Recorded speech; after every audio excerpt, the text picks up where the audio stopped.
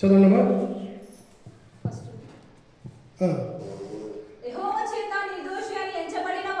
యెహోవా చేత నిర్దోషి ఎంచబడినవాడు రైట్. ప్రార్థన చేసుకుంటా. మహాగణుడా, సర్వశక్తిమంతుడా, జీవం గల దేవా, దయగల దేవానికి స్తోత్రం నైనా. దేవ, ఈ సమయంలో నీ మాటలు చెప్తున్న ప్రభా, నీ కృపా, నీ కనికరం, నీ దయ మా అందరిపై దయచేయమని కూర్చు. నీకు ఘనత, మహిమా, ప్రభావం చెల్లిస్తూ నజరుడైన యేసు నామంలో ప్రార్థించి పెట్టుకుంటున్నాం మా తండ్రి, ఆమేన్. మంచి సమయంలో ఈరోజు ఆదివార దినమున ప్రభు సన్నిధిలో దేవుని ఒక మాటలు వినటానికి మనం వచ్చినాము. అందుని బట్టి దేవునికి వేలాది వందనాలు, స్తోత్రాలు చెల్లిస్తున్నాను. ఈరోజు మాత్రం మీరు అందరూ వచ్చిండ్రు, కానీ ఎందరో ఈ సావాసంలో లేరు. మనం ఈరోజు ఒక 20 మంది 30 మంది మనం కూడుకున్నాం. రాలేక ఇంటికా ఉండొచ్చు. కొంతమంది ఇంతకీ కొన్ని సంఘాల్లో అయితే వాళ్ళు వాళ్ళ శరీరాన్ని వదిలి వెళ్ళిపోయిన వాళ్ళు కూడా ఉన్నారు. కానీ దేవుడు మాత్రం మనకు చక్కని ఆరోగ్యం ఇచ్చాడు. ఆయన స్తుతించడానికి అవకాశం ఇచ్చినందుకు దేవునికి వేలాది వందనాలు, స్తోత్రాలు. చదవబడిన లేఖనంలో 32:1 చక్కగా దేవుడు ఏమంటాడు చూద్దాం ఒకసారి అమ్మా. తన అతిక్రమములకు పరిహారం నొందినవాడు ధన్యుడు. చాలు, ధన్యుడు. ఈరోజు సమాజంలో ఎవరు ధన్యుడు అని ప్రశ్న వేసుకుంటే ఎవరమ్మా ధన్యుడు చెప్తారా అమ్మా? అయ్యా అమ్మా, నా మాట అర్థమైందమ్మా మీకు? బలేసు మహారాజ్కి ఎవరు ధన్యుడు అని మాట మాట్లాడితే ఎవరమ్మా ధన్యుడు? ఏమ్మా ధన్యుడు ఎవరమ్మా? నీకేమయ్యా సుఖపురుషుడు అంటారు. ఏమంటామ్మా? మోడగా చెప్పాలి. ఏమంటామ్మా? నీకేమయ్యా సుఖపురుషుడివి. అప్పుడప్పుడు జయపాలతో అంటాను నేను, నీకేమయ్యా దొరవ నీవు. ఏమంటారమ్మా?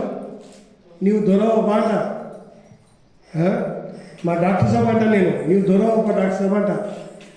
అంటే ధన్యుడు ఎవరు అని ప్రశ్న వేసుకుంటే, ధన్యుడు ఎవరు అని ప్రశ్న వేసుకుంటే, ఆశీర్వాదింపబడినవాడు ఎవరు అని ప్రశ్న వేసుకుంటే అనేక రకాల ఆలోచనలు మనకు వస్తాయి.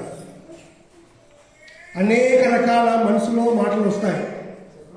నీ ఎప్పుడైనా గుండె పైన చేపెట్టుకొని నేను ధన్యున్నా అని ప్రశ్న తీసుకున్నామా? ఎప్పుడున్నమ్మా? ఎప్పుడైనా నీకు అనిపించిందమ్మా నువ్వు ధన్యుడవా? ఈ నడుమ ఒక వీడియో వచ్చింది తెలుసా మా గ్రూప్లో, వాట్సాప్ గ్రూప్లో ఒక వీడియో వచ్చింది. ఒక చిన్న పిల్లోడు, ఒక 6 ఏళ్ళ పిల్లోడు 7 ఏళ్ళ పిల్లోడు ఏడుస్తూ ప్రార్థన చేస్తుంటాడు. ఏం చేస్తుంటా? ఏడ్చి ప్రార్థన చేస్తుంటాడు. దాంట్లో ప్రార్థన ఏమంటే, అయ్యా నీవు మా కోసం చచ్చిపోయావు కదా, నీకు స్తోత్రంలోని కన్నీరు గారుస్తుంటాడు. ఆ వీడియో అక్కడిక్కడ పోయి ఎక్కడ పోతుంటే బహుజన సమాజం కొత్తగా వీడియో అవుతుంది. అందరూ నా తరపుకి వస్తారు. అయ్యా పాస్టర్ గారు, మాకు అందుకే కోపము, క్రైస్తవులపై మాకు అందుకే కోపము అని. ఏంటి అని ఏమైందంటే ఈ వీడియో కూడా అయ్యా చెప్తాను. వీడియో చూస్తే దాంట్లో పిల్లగాడు ప్రార్థన చేస్తున్నాడు, గట్టిగా ప్రార్థన చేస్తున్నాడు, ఏడ్స్ ప్రార్థన చేస్తున్నాడు. అనే మాట ఏమిటంటే, ఈ పిల్లోడికి మత పిచ్చి మీరు నేర్పింది వాస్తవం కాదా, ఇది తప్పు కాదా అన్నప్పుడు, మరి ఆ పిల్లగాడికి కూడు కావాలి, గుడ్డ కావాలి, చదువు కావాలి, ఇల్లు కావాలి, నువ్వు ఇస్తే ఏమైనా అడిగినా, అడిగినప్పుడు కొంచెం వాదన జరిగింది మా నడుమ. చివరికి అది కూల్ అయిపోయింది. ఇక్కడ చెప్పే మాట ఏంటంటే, ఆశీర్వాదింపబడిన వాడు ఎవరు? ఆ పిల్లోడు ప్రార్థన చేస్తున్నాడు, కన్నీటితో ప్రార్థన చేస్తున్నాడు. వాడు ఆశీర్వాదింపబడ్డాడా? ఒకడు ఉన్నతమైన స్థితిలో ఉంటాడు, చేతికి వెండి ఉంగరాలు, బంగారు ఉంగరాలు, బంగారు గొంతులు గొలుసులు వేసుకొని సుఖంగా ఒక 50 ఎకరాల భూమి సంపాదించుకొని షాపుల మీద షాపులు కట్టుకొని మిద్దెల మీద మిద్దెలు కట్టుకొని జీవించిన వాడు ఆశీర్వాదింపబడ్డాడా అని ప్రశ్న మీకు వేస్తున్నాను. ఒకవేళ మీ దృష్టిలో అది నిజమైన ఆశీర్వాదం అంటే ఇది ఉత్తరమలయ్య. ఇది ఆశీర్వాదింపబడిందంటే వాస్తవమైన మాట. ఈ మాట ఆశీర్వాదింపబడిన వాడు ఎవరు అని అంటే, ఆశీర్వాదింపబడిన వాడికి ధనం ఉంటుంది, ఆస్తి ఉంటుంది, అంతస్తు ఉంటుంది, పిల్లలు ఉంటారు, బలంగా ఉంటాడు, గొప్పగా ఉంటాడంటే అది తప్పు. అది తప్పు. నిజమైన ఆశీర్వాదం ఏందని మనము కనుక్కుందాం. ఈరోజు మనం లేఖనాల్లో ఇదే మాట ఆలోచన చేసుకుందాం. అసలు ఆశీర్వాదింపబడిన వాడంటే ఎవరు, లేదా ఆశీర్వాదం అనేది ఏది మనం ఆలోచన చేసుకుందాం. ఈ మాట మీకు అర్థమైతేనే సమాజంలో జరిగే అన్యాయాలు మీకు అర్థమవుతాయి అని నా బాధ. ఎవరు ఆశీర్వాదింపబడ్డ వాళ్ళు, లేదా ఎవరు ధన్యులుగా పిలువబడుతున్నారు సమాజంలో? ఆలోచన చేయండి ఒకసారి అమ్మా. మీరు అనుకోండి ఒకసారి, 2 నిమిషాలు ఇట్లా టక్కని ఇట్లా అనుకోండి. సమాజంలో ఆశీర్వాదం అంటే ఏది, లేదా ఆశీర్వాదింపబడిన వారు ఎవరు అని అనుకోండి ఒక మాట. అంటే బైబిల్ దానికి సూటిగా ఎన్నో సమాధానం చెప్తుంది. ధనం ఉంటే ఆశీర్వాదం కాదు, డబ్బు ఉంటే ఆశీర్వాదం కాదు, పిల్లలుంటే ఆశీర్వాదం కాదు, భూములుంటే ఆశీర్వాదం కాదు. ఈ సమాజంలో ఇలాంటి బోధ పుట్టుకొచ్చింది. అది నేను చేసింది కాదు, సమాజం అట్లా మారిపోయింది. ఇదే ఆలోచనలు ప్రతి మతంలో ఉంది. మళ్ళా ఇదే ఆలోచనలు. ఎందుకు చెప్తున్నాను ఈ మాట అంటే, ఈ నడుమ రకరకాల సిద్ధాంతాలు, రకరకాల మాటలు, రకరకాల ఆలోచనలు సమాజంలో వస్తుంది. ఒకడు ఏమంటాడు, సింపుల్ చెప్పాలంటే, మీరు ఖచ్చితంగా 3 దినాలు ఉపవాస ప్రార్థన చేసుకుంటేనే దేవుడు మీకు ఆశీర్వాదిస్తాడు కొంతమంది అంటాడు. ఇంకోడు ఏమంటాడు, 7 అమావాస్యలు రావాల్సిందే అని ఇంకోడు అంటాడు. ఇంకోడు ఏమంటాడు క్లియర్గా, ఖచ్చితంగా మీరు ఈ విధంగా ఉండాలని కొంతమంది అంటారు. ఇంకోడు ఏమంటాడు, నేను ఖచ్చితంగా మీరు 7 వారాలు మీరు తెల్లబట్టలు వేసుకొని ప్రార్థన వస్తే దేవుడు ఆశీర్వాదిస్తాడని ఇంకోడు అంటాడు. అట్లా రకరకాల మాటలు. ఇవన్నీ నిజమా అని అంటే, సమాజంలో మనం ఉన్నాం కనుక కలిసిపోయినాం. ఈ సిద్ధాంతాలన్నీ మన ఒక్కటే మతంలో కాదు, కానీ హిందూయిజంలో ఉంది, ఇస్లాంలో ఉంది, క్రిస్టియానిటీలో ఉంది, బుద్ధిజంలో కూడా ఉంది. ఇవన్నీ సిద్ధాంతాలు వచ్చినాయి ఆల్రెడీ. అందుకోసము ఆశీర్వాదింపబడిన వాడు ఎవరు అని ప్రశ్న వేసుకున్నప్పుడు దేవుడు స్వయంగా తన గ్రంథంలో రాసిన మాటలు మనం ఆలోచన చేసుకుందాం. ఇంతకు చదివిన మాట అక్కడ ఒక ఆశీర్వాదం ఉంది. ఎలాంటి ఆశీర్వాదం చూడండి అక్కడమ్మా. ఎవరమ్మా నిజమైన ఆశీర్వాదం పొందేవాడు ఎవరు? అక్కడ 32:1 కీర్తన 32:1 తన అతిక్రమములు, ఎవరంటమ్మా? తన అతిక్రమమును పరిహారం పొందినవాడే ఆశీర్వాదం పొందినవాడు. హృదయంలో ఇంత పాపం పెట్టుకొని, జీవితంలో ఇంత పాపం పెట్టుకొని ఆశీర్వాదింపబడ్డ వాళ్ళ మనం చెప్పండి బాగమ్మా? కాదు. చేసిన తప్పుకు ప్రాయశ్చితం పొందినవాడే ఆశీర్వాదింపబడ్డవాడు. నంబర్ 1 మాట. ఆ మాట ఎవరమ్మా? చెప్పండి మాట అమ్మా. చేసిన పాపంకు పలకండి, చేసిన పాపంకు ప్రాయశ్చితం నొందినవాడే ఆశీర్వాదింపబడ్డవాడు. అది నంబర్ 1 పాయింట్. చేసినంత పాపముకు ప్రాయశ్చితం నొందినవాడే ఆశీర్వాదింపబడ్డవాడు. హృదయంలో అనేకమైన పాపాలు ఉన్నాయి, దానికి ప్రాయశ్చితం లేదు. కానీ దేవుని ఎదుట వచ్చి మనం ఏం చేస్తాం? ప్రభువా నన్ను ఆశీర్వాదించుము, ప్రభువా నన్ను దీవించుము, ప్రభువా నన్ను బాగు చేయుము, ప్రభువా నన్ను ముట్టుము నన్ను అని మనం అంటూ ఉంటాము. అది కాదు నిజమైన ప్రాయశ్చిత్తం. నిజమైన వేదనమైన మనిషి దేవునితో ఉంటే అదే నిజమైన ఆశీర్వాదం. దేవుని ఒక మాట అంటుంది. 2వ మాట చూడండి మీదకి. అదే కీర్తన 2వ కీర్తన 12వ వచనం చూడండి ఒకసారమ్మా. దావీదు రాసిన 2వ కీర్తన 12వ వచనము.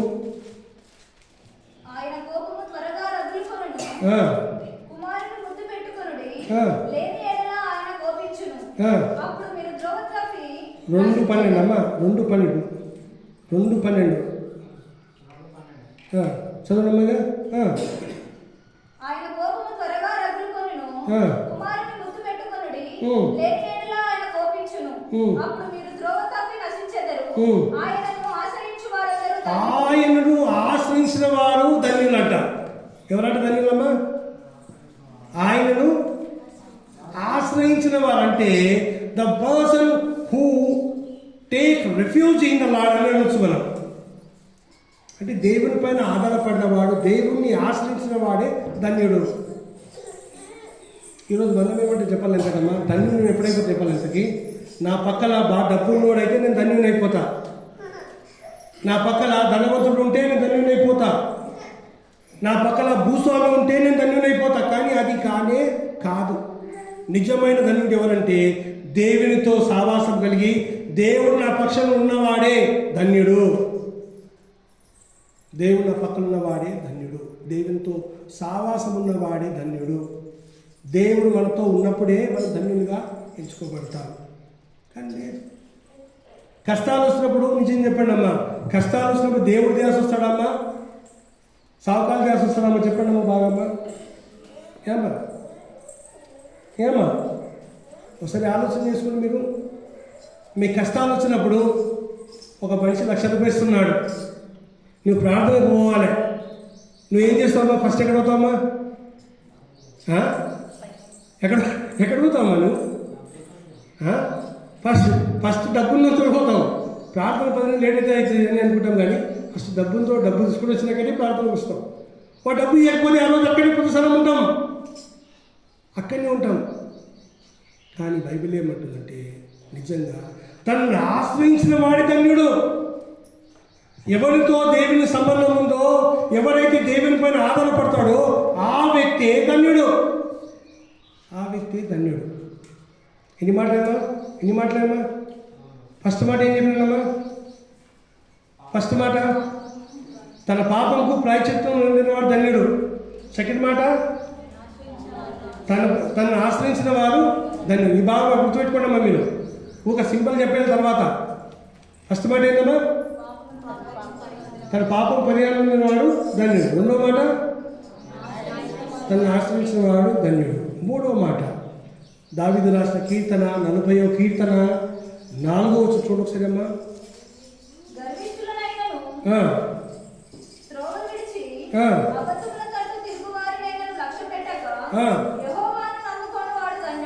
యెహోవాను నమ్ముకున్నవాడు ధన్యుడు. ఎవరు నమ్ముకున్నవాడమ్మా? ఎవరు నమ్ముకున్నవాడు? యెహోవాను నమ్ముకున్నవాడు ధన్యుడు. ఈరోజు ఆ నమ్మకము ప్రజల్లో లేదు. సమాజం ఎలాగైతే తెలుసమ్మా? సమాజము మూఢత్వంలో సమాజం ఉంటుంది. నువ్వు ఎంతలో చెప్పు వినదు. సమాజంలో నువ్వు ఎంతలో చెప్పు, ఏమని చెప్పు వినదు. ఎందుకంటే మూఢత్వంలో ఉన్నారు. దేవుని పైన నమ్మకం లేదు, దేవుని పైన భక్తి లేదు, దేవుని పైన భక్తి సాధన లేదు. ఎందుకు జీవిస్తున్నా అంటే ప్రతి జీవితంలో ఒక అర్థం ఉంది. నేను ఎందుకు బ్రతుకుతున్నానంటే కారణం చెప్తారు. ఇంతకుముందు డాక్టర్ సార్ నేను బండి మీద స్పీడ్ వస్తున్నారు. ఎక్కడి నుంచమ్మా? కలవాల నుంచి స్పీడ్ కొడుతున్నా బండి మీద. మా డాక్టర్ సార్ ఏమంటారు చెప్పన్నా? అన్నా స్లోగో నా అంటాడు. ఏమంటాడు? స్లోగో అంట. నేనేమన్నా డాక్టర్కి డాక్టర్ సార్ నువ్వేం చదువుకున్నావు, నీకు ముగ్గురు నాకు ఒక్కడు పా ఏమైనా కానీ నేను స్పీడ్కి వచ్చినాను. నేను నమ్మకం దేవుడు ఉన్నాడు నమ్మకం ఎప్పుడైతే నువ్వు ఉంటావో నీకు ఏం భయం ఉండదు. కానీ భయం లేని జీవితం వాస్తవమే, తప్పే ఆ మాట లేదని కాదు, కానీ పరిస్థితులు నమ్మకం దేవుని పైన భారం. ఒక నమ్మకంతో చెప్తాను మీకు అమ్మాయి వినండి బాగమ్మా. పోయిన సంవత్సరము నేను నా పిల్లగాని కోసము అనుకున్నాను. ఏమనుకున్నాను? అదే ఏం చేస్తాం ఈ పిల్లగానితో చదువు విషయంలో. సంవత్సరానికి 70,000 రూపాయలు ఫీజు, 3 ఏళ్ళు చదివియాలి. 2,10,000 రూపాయలు. ఎంత లేదో 2 లక్షలు కావాలి చదువు కోసం. ఒక సంవత్సరం పునః సమాజం సాయం చేసింది, 2 ఏళ్ళు చేతులెత్తింది. అనుకున్నాను ఏం చేయాలి ప్రభా, ఎక్కడి నుంచి తేవాలి పైసలు, అప్పు తీసుకొచ్చి పెడుతున్నా అని ఆలోచనతో ఉంది. ఎవరిని అడిగినా ఎవడు ఇస్తాను చెప్పమ్మా పైసలు? 2 లక్షలు ఇస్తారమ్మా ఏమన్నా? ఇస్తారమ్మా ఎవరన్నా? ఏదో 200, 500, 1000 రూపాయలు ఇస్తారు, కానీ 2 లక్షలు ఇస్తారమ్మా ఎవరన్నా? ఇస్తే ఎవరు ఇయ్యరు. ఒక నమ్మకం, గుడ్డి నమ్మకం. చదివించాను. గ్రాడ్యుయేషన్ అయిపోయింది. గ్రాడ్యుయేషన్ అయిపోయిన వెంటనే ఇట్లా వచ్చిండు, ఎక్కిండు ఉద్యోగంకి. నా కొడుకు ఇట్లా వచ్చిండు, ఉద్యోగం వచ్చేసింది, కాల్ లెటర్ వచ్చింది ఇంటికి. చూడండి బాగా. అంటే దేవుని పైన నమ్మకం పెట్టుకుంటే దేవుడు ఖచ్చితంగా కార్యం చేస్తాడు. దేవుడు ఖచ్చితంగా కార్యం చేస్తాడు. ఇది నమ్మకం. అలాంటి నమ్మకం పెట్టుకున్న వాడు ఎవరంట బైబిల్లో? ఎవరంట? ఆ నమ్మకం పెట్టుకున్నవాడు ఏమవుతావుట? నువ్వేమవుతావు? ధన్యుడవు. ఎన్ని చెప్పిన ధన్యమా? ఏవేవి? నెంబర్ 1, తన పాపంకు ప్రాయశ్చిత్తం వాడు ధన్యుడు. రెండోది ధన్యుడు. మూడోది తనను నమ్ముకున్నవాడు ధన్యుడు. కానీ మనం మాత్రం అలాంటి నమ్మకం మనలో పెట్టుకోవడం లేదు. ఈరోజు సమాజంలో అలాంటి నమ్మకం పెట్టుకోవడం లేదు. సమాజంలో ఏమైంది అంటే దేవుని కంటే ప్రజలు ఎక్కైండ్రు, దేవుని కంటే డబ్బు ఎక్కైంది, దేవుని కంటే ఆరోగ్యం ఎక్కైంది, దేవుని కంటే భూస్వాములు ఎక్కైండ్రు. ప్రజలకు మాత్రం నమ్మకం లేదు. దేవుడు మాత్రం చూస్తున్నాడు, దేవుడు గ్రహిస్తున్నాడు, దేవుడు ఆలోచన చేస్తున్నాడు. ఇంకా చూడమ్మా ఎవరు ధన్యుడు ఎవరంటే బైబిల్లో దావీదు రాసిన కీర్తన 41:1 చూడమ్మా. బీదలను కటాక్షించువాడు ధన్యుడు, వాడిని తప్పించును. ఎంత మంచి మాట అమ్మా. మాట ఏముందా మాట? భాషలో సరేమ్మా. అందుకేనమ్మా బీదలు అంటే ఎవరమ్మా? బీదలంటే ఎవరమ్మా? ఏమి లేనివాడు. నీ పక్కన ఎవరైనా బీదలు ఉంటే నీవు ముందుగా వారిపైన కరుణించి కటాక్షిస్తే నువ్వేమైపోతావమ్మా? నువ్వేమవుతావు? నువ్వు ధన్యుడవు. సమాజం నేను గొప్పోవడమే గొప్పపోయే అవసరం లేదు. సమాజంలో నీకు ముద్రేయకపోయినా అవసరం లేదు, నీకు తిలకం దిద్దే అవసరం లేదు సమాజంలో. ఏమ్మా ఎవరు అనుకోనమ్మా? దేవుడు అనుకుంటే చాలు. దేవుడు అనుకోవాలి ఆ మాట. బీదలను కటాక్షించేవాడు ఎవరంట? ధన్యుడు. ఒకవేళ అలాంటి జీవితం నువ్వు జీవిస్తే నువ్వు ధన్యుడవు. కనికరం రాకపోతే గాన చూసి కూడా కనికరం రాకపోతే కఠినత్వం నీలో ఉందని అర్థం. నువ్వు ధన్యుడు కావు. దేవుడు సింపుల్ చెప్తున్నాడు ఈ మాట. నువ్వు ధన్యుడవా కావా తెలుసుకోవడానికి ఇది ఒక్కటే చాలు. ఒక వ్యక్తి బాధపడుతున్నప్పుడు, నీ చుట్టూ తిరుగుతున్నప్పుడు, నీ పక్కన ఉన్న వ్యక్తి ఇబ్బందులు ఉన్నప్పుడు నువ్వు పలకనీయకపోతే, నువ్వు బాధలు ఆదుకోకపోతే నువ్వు ధన్యుడు కావని అర్థం. ఈరోజు సమాజంకి ఇలాంటి బోధ లేదు. కనుక నేను చెప్తూ ఉంటాను, ఏసైకు పెద్ద కిరీటాలు పెట్టుకొని వీధిలో తిరిగే అవసరం లేదమ్మా. నీ ఇంటి పక్కన ఉన్నోనికి నువ్వు చూసుకో, బీదలకు నువ్వు సాయం చేసుకో, నీ పూర్తి సాయం చేసుకో. ఏమ్మా నీ పూర్తి నువ్వు సాయం చేసుకో చాలు. లోకం చూడకపోయినా ఎవరు చూస్తున్నామ్మా? దేవుడు చూస్తాడు. లోకం పట్టించుకోకపోయినా దేవుడు మాత్రం చూస్తుంటాడు. దేవుడు చూస్తాడు. ఇదన్నమాట చెప్పే మాట. కనుక మీరు ఆలోచన చేసుకుని కూర్చోండి. బీదలను కటాక్షించేవాడు ధన్యుడు. బీదలను కటాక్షించేవాడు ధన్యుడు. The person who show the consign on the week అని మాట. ఇంకా చూడమ్మా, అది దావీదు రాసిన కీర్తన 84:4 చూడమ్మా. 84:4 ధన్యుడు ఎవరు? నీ మందిరమందు నివసించువారు ధన్యులు. చూడండి బాగా. అందుకోసం నేను చెప్పినాను, వచ్చినప్పుడు చెప్పినాను ఈ మాట. ఏమని చెప్పినాను? మీరు ఎవరంటమ్మా? మీరందరూ ఎవరమ్మా? ఈరోజు ఈ ప్రార్థనలు వచ్చిన వాళ్ళు ఎవరమ్మా? మీరు ఎవరమ్మా? ధన్యులు. మీరు చేతులు సరేమ్మా. ఒలే సుబ్బారాజ్కి నేను ధన్యుని అని చెప్పుకోమ్మా. ఏమ్మా ఏం చెప్పుడమ్మా? ఒకసారి చేతిలో పెట్టుకోనమ్మా, ఇట్లా పెట్టుకోనమ్మా, నేను ధన్యుణ్ణి. తప్పు కాదన్నమాట. నీవు ధన్యుడవు. గుడికి రానోడు ఎవరమ్మా? గుడికి రానోడు ధన్యత లేనోడు. గుడికి వచ్చినోడు ధన్యుడు. ఈరోజు ధన్యుడవు. ప్రభు సన్నిధిలో నిలబడ్డావు కనుక నువ్వు ధన్యుడవు. ఈ భాగ్యం భూమికి లేదు, నీకు ఇచ్చాడు దేవుడు. ఈ వారం దేవుడు నీకు ఇచ్చాడు భాగ్యం కనుక నువ్వు ధన్యుడవు. మనమంతా ఎవరమ్మా? ధన్యులము. బయట వాళ్ళు ఎవరమ్మా? బయట వాళ్ళు ధన్యత లేనివారు. నీవు మాత్రం ధన్యుడవు. నీవు మాత్రం ధన్యుడవు. ఈ మాట నమ్ముతావా? నమ్మవమ్మా? నమ్ముతావమ్మా? నమ్ముతావు ఈ మాట? చెప్పుకో మనసులా. నేను ధన్యుని అని చెప్పుకో మనసులా. నేను ధన్యుని అని చెప్పుకో. నేను ధన్యుణ్ణి. దేవుని చూపులు నీ పైన ఉన్నాయి. దేవుని కనికరం నీ పైన ఉంది. దేవుని ప్రేమ నీ పైన ఉంది. ఏమంటే ఆయన మాటకు లోపడాలి అని కోరుతున్నాను. నేను ఆయన మాట కైకొనాలని కోరుతున్నాను. ఎన్ని చెప్తున్నాం ఇంతవరకమ్మా? ఎన్ని చెప్తామమ్మా? 5 6? 5. ఏవేవి? టకటక చెప్పండి అమ్మా. నెంబర్ 1,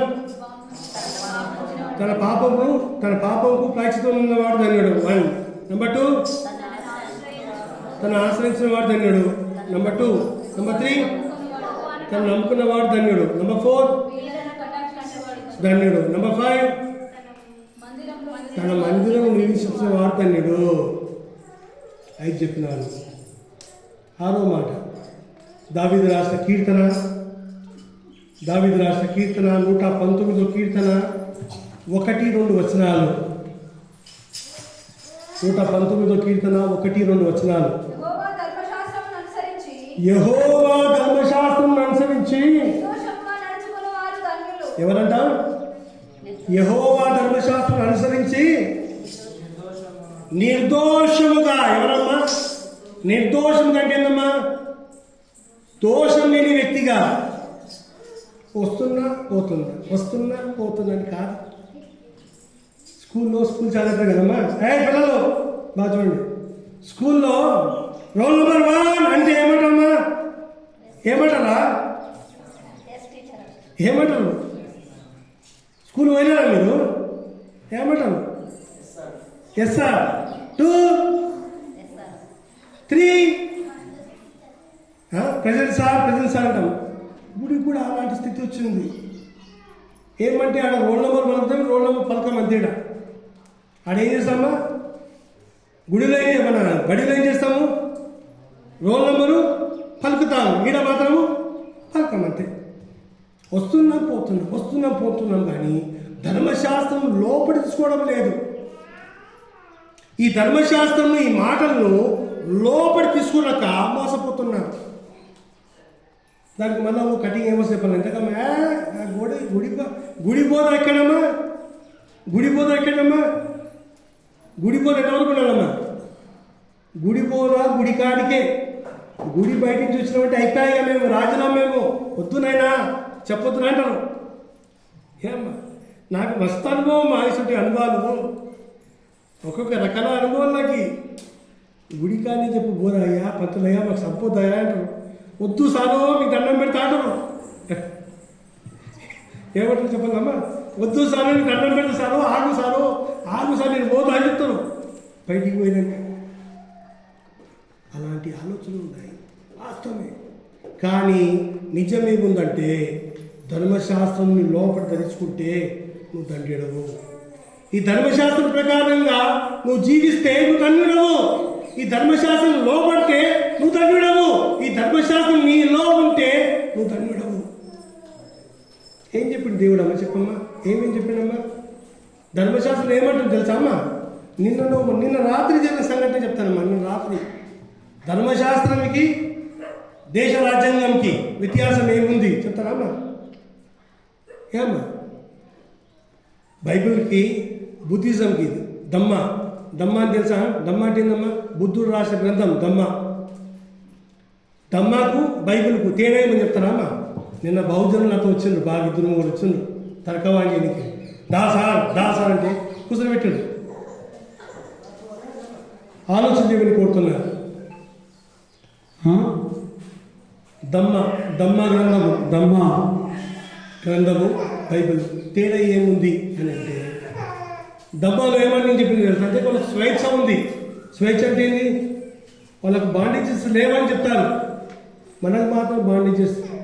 మనకు మాత్రం ఏంటంటే ఒక గది లాంటి జీవితం, ఇట్టే ఉండాలి, ఇట్టే జీవించాలి, ఇట్టే ఉండాలి అని అంటాం.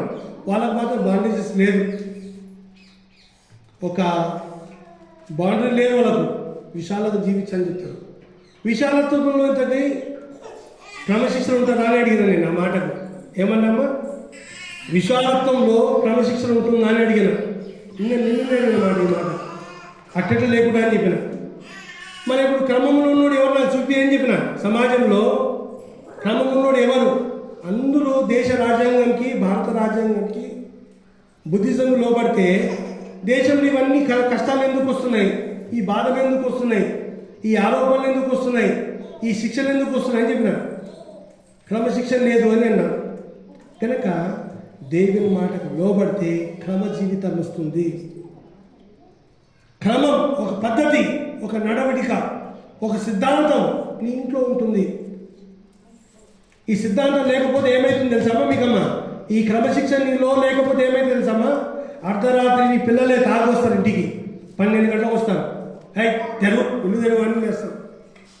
ఈ క్రమశిక్షణ లేకపోతే. అందుకే నీకు ఈ శిక్షణ, ఈ క్రమశిక్షణ అందుకోసమే, ఈ పద్ధతులు అందుకోసమే. ఎందుకంటే మనిషి బాగుపడాలి. ఆ మాట ఏమున్నాము? 19 చదవము, 119 1 చదవము బాగా.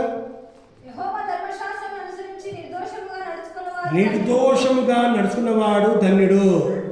తర్వాత చదువు. ఆయన వెతుకువారు ధన్యుడు. కనుక మనం వెతకడం లేదు. వస్తున్నాం, పోతున్నాం. ఏమమ్మా? ఎక్కడ వస్తున్నామమ్మా? ఎక్కడ వస్తున్నాము? ఈ మందిరం పేరేనమ్మా? షాలోం ప్రార్థన మందిరం. షాలోం మందిరంకి వస్తున్నాము. మళ్ళా 2 అయితే మళ్ళా 1 అయితే పోతున్నాం, అంతే. ఇక మళ్ళీ ఏముంది? మళ్ళీ ఎప్పుడు వస్తాం? మళ్ళమ్మా మళ్ళీ ఎప్పుడు వస్తున్నామమ్మా? మళ్ళా సండేనా? బలేసు మహారాజ్కి వస్తారా? వస్తారు కదా? వెళ్తాంలే. వస్తున్నాం, పోతున్నాం, కానీ లోపల మాత్రం తీసుకుపోవడం లేదు. అదే బాధ. నువ్వు తీసుకుపోయినావు అనుకో, దేవుడు ఆనందపడతాడు. ఏం తీసుకుపోవాలమ్మా? నువ్వు పోయేటప్పుడు ఏం తీసుకుపోవాలమ్మా? నువ్వు ఏం తీసుకుపోలే? వాక్యాన్ని తీసుకుపోవాలి. దేవుని ధర్మశాస్త్రము నీ మనసు తీసుకుపోవాలి. ఇంతవరకు ఎంత చెప్పినామా నేను? 6.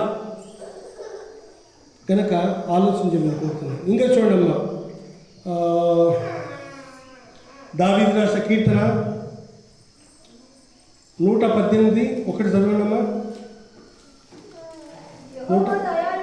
యెహోవా దయాళుడు,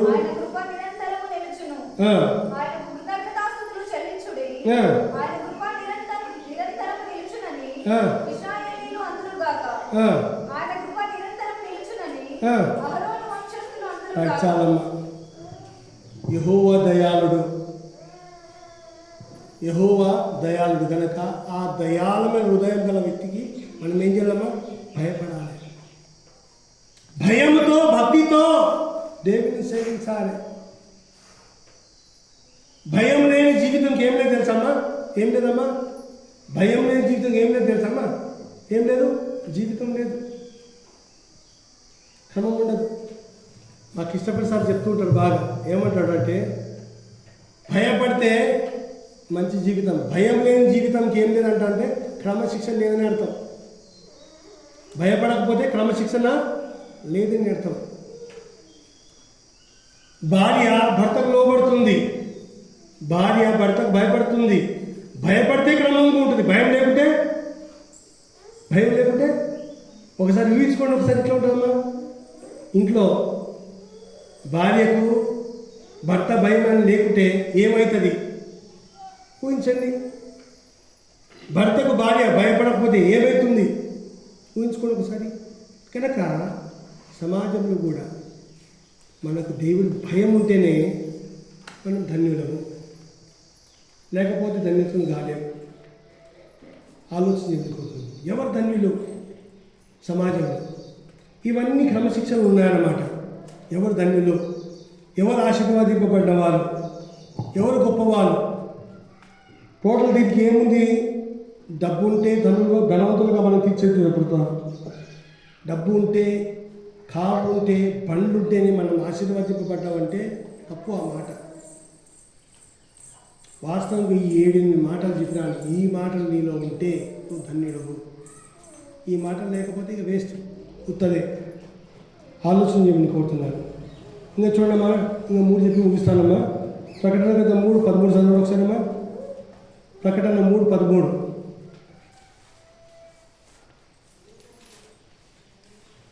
సంగములతో ఆత్మ చెప్పుచున్న మాట చెవిగలవాడు వినుగాక. లవోదికయలో ఉన్న సంఘపు దూతకు ఇలాగు వ్రాయుము. ఆమె నన్ను వాడును నమ్మకమైన సత్యసాక్షియు దేవుని సృష్టికి ఆదియుడైన వాడు చెప్పు సంగతి లేవనగా, నీ క్రియలను నేను ఎరుగుదును. నీవు చల్లగానైనను వెచ్చగానైనను లేవు. నీవు చల్లగానైనను వెచ్చగానైనను ఉండినా మేలు. నీవు వెచ్చగానైనను చల్లగానైనను ఉండగా నులువెచ్చనగా ఉన్నావు కనుక నేను నిన్ను నా నోటి నుంచి ఉమ్మివేస్తాంటుంది. నోటి నుంచి ఉమ్మివేస్తాంటుంది. కనుక ఇదే దేవునితో ఉన్న బాధ. ఇదే ఆయన ఏమంటాడు, మనకు నీతిగా బతకంటాడు, మనం జీవించలేకపోతాం. న్యాయంగా బ్రతకాలేమంటాడు, మనం సమాజం భయపడతాం. మేలు చేసి బ్రతకమంటాం, మనం చేయలేకపోతాం. గుడికి రా అంటాడు, మనం వస్తాం గుడి, కానీ నేర్చుకోలేకపోతాం. వచ్చి కుసుంతం వెళ్ళిపోతాం, అంతేగాని ఏం నేర్చుకుంటున్నాం? ఆ నీతి, ఆ న్యాయం మన పిల్లలకు నేర్పుతున్నామా? కనీసం ఒకరికై నేర్పుతున్నామా? దేవుని ప్రేమను చాటుతున్నామా? అది కావాల్సింది. కనుక ఎలాంటి స్థితిలో మనం ఉంటున్నామో ఆలోచన చేయమని కోరుచున్నాను. ఇంకా చూడమ్మా, ప్రకటన గ్రంథం 14:13 చదవండి, 18 చదవండి. 13 సారీ, ప్రకటన 14:13. అంతటా ఇప్పటి నుండి ప్రభునందు మృతులందు మృతులు ధన్యులు. ఎవరంటమ్మా? ఎవడైతే ప్రభు యందు నిద్రిస్తాడో వాడు ధన్యులు. ప్రభు యందు నిద్రించాలంటే ఈ క్వాలిటీస్ కావాలి. మళ్ళీ ఏమేమి క్వాలిటీలు అమ్మా? మళ్ళా నెంబర్ 1 చెప్పినా, నేనేం చెప్పినానమ్మా? ఏమ్మా నెంబర్ 1 ఏం చెప్పినానమ్మా? పాపంకు ప్రాయశ్చిత్తం పొందినవాడు ఫస్ట్. సెకండ్, తనను ఆశ్రయించిన వాడు ధన్యుడు. థర్డ్, నమ్ముకున్నవాడు. 4, కటాక్షించేవాడు. 5, రైట్. 5, 6, అనుసరించినవాడు. రైట్. 7, 8, ఆయన భయపడేవాడు. ఇలాంటి వ్యక్తి ధన్యుడని దేవుడు అంటున్నాడు. కానీ దీనికి టోటల్గా ఉల్టా చేసేసినాం అంతే. నేను ప్రార్థనకు పోతే ఎందుకు వస్తున్నా ప్రార్థన కంటే ఏమంటున్నా తెలుసమ్మా? సంఘంలో నేను ఈ ప్రశ్న వేసినానుకో, నువ్వు ఎందుకు వస్తున్నావు తల్లి అని అడిగినప్పుడు నువ్వేమంటావు తెలుసమ్మా? ఏమంటావమ్మా?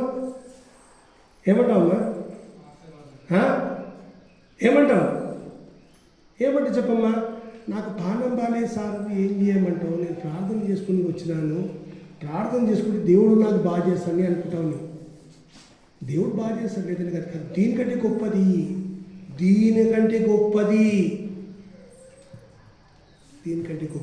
నీ ఆత్మ. నీ ఆత్మకు నువ్వు కరెక్ట్ చేసుకోవడానికి వస్తున్నావు. ఈ మందిరం అనేది ఏంటంటే, ఈ మందిరం ఇంకా కుసూని ముచ్చట చెప్పుడు కాదు. మందిరం ఎందుకుంది అంటే మన ఆత్మను సరిదిద్దుకోవడానికి, మన జీవితాలను సరిదిద్దుకోవడానికి మనం వస్తాం. మీరంతే. ఈ మాట చెప్పడం లేదు ఈ కాలంలో. గుడికి ఎందుకు పోతున్నాము అంటే కేవలము శరీర కోరికల కోసమే. ధనము, డబ్బు, ఆస్తి దీనికోసమే. కానీ వాస్తవంగా నా ఆత్మ నేను బాగు చేసుకోవడానికి పోతున్నాను. ఎన్నోడు వస్తానమ్మా గుడికమ్మా? వస్తాను. ఈ మాట ఆలోచన కొడుతున్నాను.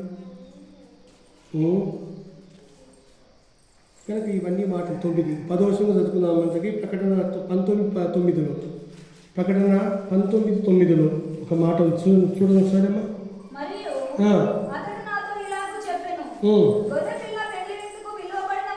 పిలువబడిన వారు ధన్యులు.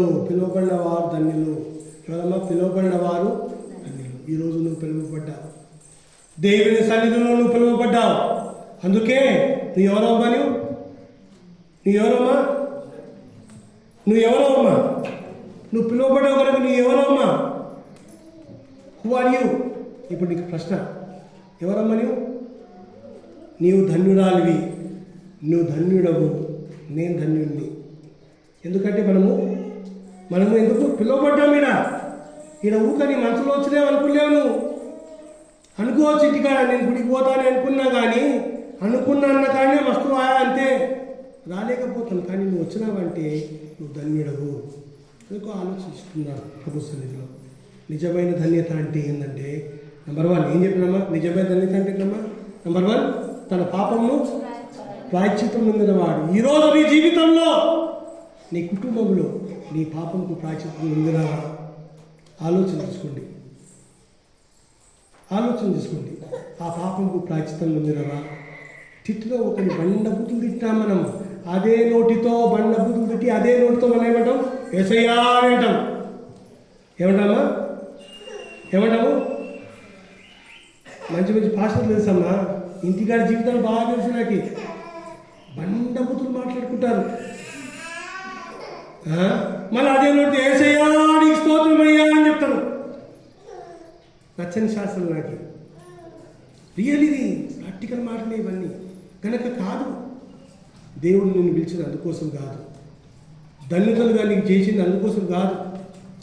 మార్చుకోవాలి, జీవితంలో మార్పు రావాలని కోరిక. మార్చుకుంటే గొప్పోళ్ళమవుతాం, ధన్యులుగా పిలువబడతారు. ప్రార్థన చేసుకుందాం. కళ్ళు మూసుకున్నాం 2 నిమిషాలు.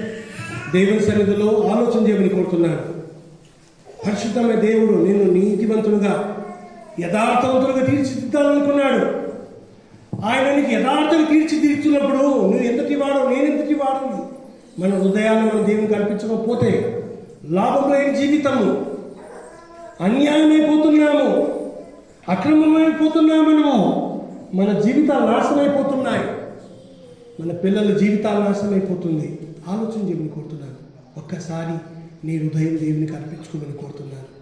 ఒక్కసారి ఆ ధన్యత యోగ్యతలో నువ్వు ఉన్నావో లేదో తెలుసుకోమని కోరుతున్నాను. ఆ దేవుని మాట నీ హృదయంలో ఉందో లేదో పరీక్షించుకోమని కోరుతున్నాను. ఆ దేవుని మాట నీతో మాట్లాడుతుందో లేదో ఆలోచన చేయమని కోరుతున్నాను. లోకము చూసి లోక ఆశలకు మనము లొంగిపోతాం, లోక ఆశలకు కృంగిపోతాం, లోక ఆశలకు అలవాటైపోయినా మనము. దేవుడు నీకు అంటున్నాడు, నా కుమారుతే నీవు రా నాతోటి, నిన్ను ధన్యునిగా నిలబెడతాను. నేను సమాజంలో గొప్పవాడిగా నిలబెడతాను, ఉన్నత స్థితిలో నిలబెడతాను. నన్ను గైకొనుము, నన్ను ఆచరించుము, నన్ను నమ్ముకొనుము, నా వెనుక ఉండుము, నీ అపరాధం ఒప్పుకోము, యథార్థంగా ఉండుము, మంచి హృదయం కలిగి ఉండుము, బీదలపైన కనికరించుము, యథార్థంగా నడువుము. దేవుని యొక్క వాక్యము తీసుకొని చాటుము, దేవుని కోసం బ్రతుకుము. అప్పుడు నువ్వు ధన్యునిగా పిలువబడతావు. సమాజం నిన్ను మూర్ఖులన్నా దేవుడు మాత్రం నీకు భలే నమ్మకమైన దాసుడా, భలే నమ్మకమైన వాడా రా పిలుస్తుంటాడు దేవుడు. ఆ ధన్యతలో నువ్వు ఉన్నావా? ఒక తీర్మానం చేసుకోమని కోరుతున్నాను. ప్రభుతో ఒక తీర్మానం చేసుకోమని కోరుతున్నాను. ప్రభువా, నేను ధన్యునిగా ఉండాలనుకున్నాను, తీర్మానం చేసుకోమని కోరుతున్నాను. నీ హృదయంపై చేపెట్టుకుని, ప్రభువా నేను ధన్యునిగా ఉండాలనుకున్నాను. ఈ సమాజంలో ఏమన్నా పర్వాలేదు ప్రభువా, నేను మాత్రం ధన్యునిగా జీవించాలనుకున్నాను. ఒక గొప్ప వ్యక్తిగా జీవించాలనుకున్నాను. ఒక ఆశీర్వాదింపబడ్డ వ్యక్తిగా జీవించాలనుకున్నాను. నా జీవితంలో ఒక్కరోజైనా నీ కోసం బ్రతకడానికి కృప చూపించు. భక్తి మార్గంలో నా పిల్లల్ని పెంచాలనుకున్నాను. న్యాయమైన మార్గంలో నా పిల్లల్ని పెంచాలనుకున్నాను. ప్రభువా నాకు నేర్పించమని కోరుకుందా.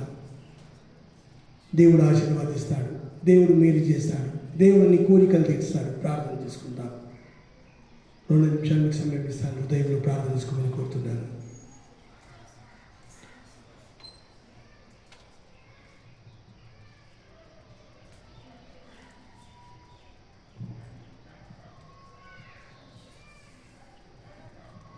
ప్రార్థన. మహాగణుడా, సర్వశక్తిమంతుడా, జీవం గల దేవా, దయగల దేవా, నీకు స్తోత్రములైన ప్రభు. ఈ సమయంలో నీ సన్నిధిలో నీ లేఖనాలను పరిశోధించుకున్న తర్వాత ఎవరు ధన్యులుగా పిలువబడుతున్నారని తెలుసుకున్నాం ప్రభు. సమాజం మాకు ముద్ర వేయొచ్చు ప్రభువా, కానీ నీ లేఖనాల ప్రకారంగా ఆశీర్వాదింపబడిన వారు, ధన్యులుగా పిలువబడిన వారు ఇలాంటి వారే చెప్తున్నావు కనుక ప్రభువానికి స్తోత్రం. ఈ మాటలు అర్థం చేసుకుని మా జీవితాలను ప్రభావ మేము ధన్యులుగా చేసుకోవాలని కోరిక ఉంది కనుక ప్రభావ మా కృప చూపించము, కనికరం చూపించు ప్రభావ. మాకు నడిపించమని కోరుచున్నాను, నీ వాక్యకు నీడలు నడిపించమని కోరుచున్నాను. నీ కోసం బ్రతుకడానికి మాకు కృప చూపించు, కనికరం చూపించి నడిపించమని కోరుచు. నీకే ఘనత మహిమ ప్రభావం చెల్లిస్తున్నాను. యేసు నామములో ప్రార్థించి పెట్టుకుంటున్నాం మా తండ్రి. ఆమేన్.